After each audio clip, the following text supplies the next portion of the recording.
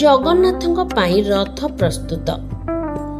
ଆଦିବାସୀ ଅଧ୍ୟୁଷିତ ଗଜପତି ଜିଲ୍ଲା ଗୁମ୍ମା ବ୍ଲକର ନାମନଗଡ଼ଠାରେ ରଥଯାତ୍ରା ପାଇଁ ପ୍ରସ୍ତୁତି ଶେଷ ପର୍ଯ୍ୟାୟରେ ପହଞ୍ଚିଛି।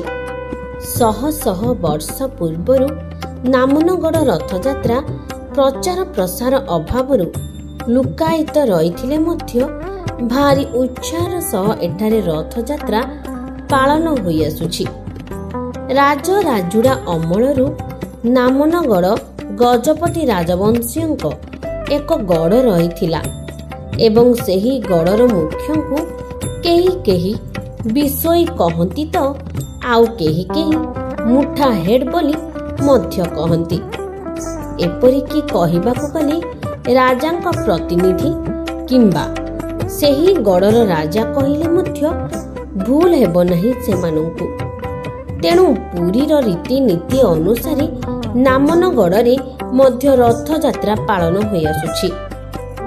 ତେବେ ଏଠାରେ କେବଳ ଜଗନ୍ନାଥ ପୂଜା ପାଉଥିବାରୁ କେବଳ ଗୋଟିଏ ରଥ ନିର୍ମାଣ ହୋଇଥାଏ।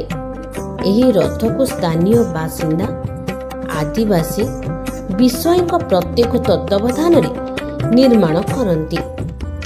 ଆଉ ରଥ ନିର୍ମାଣ ମଧ୍ୟ ବିଚିତ୍ର। ସେ ଜଗତର ନାଥ ଜଗନ୍ନାଥଙ୍କ ମହିମା କହିବା କି ଆଉ କିଛି ଦେଶୀ ଶୈଳୀରେ ନିର୍ମାଣ ଏହି ରଥ କେବେ କୌଣସି ଅଘଟଣ ଘଟାଇନି। ପ୍ରଥମେ ଶ୍ରୀକ୍ଷେତ୍ର ପୁରୀ ପରେ ପାରଳାଖେମୁଣ୍ଡି ରଥ ଟଣା ଆରମ୍ଭ ହେବା ପରେ ରଥ ଟଣା ନାମନଗଡ଼ରେ ହୋଇଥାଏ। ତେବେ ଅତୀତରେ ରାଜସୂଚନା ପରେ ରେଡ଼ିଓ ଓ ବର୍ତ୍ତମାନ ଟେଲିଭିଜନରେ ପୁରୀ ଓ ପାରଳାଖେମୁଣ୍ଡିର ରଥ ଟଣା ସୂଚନା ପାଇ ନାମନଗଡ଼ରେ ରଥ ଟଣାଯାଏ। କାରଣ ଏଠାରେ ଆଜି ମଧ୍ୟ ମୋବାଇଲ ନେଟୱାର୍କ ନାହିଁ।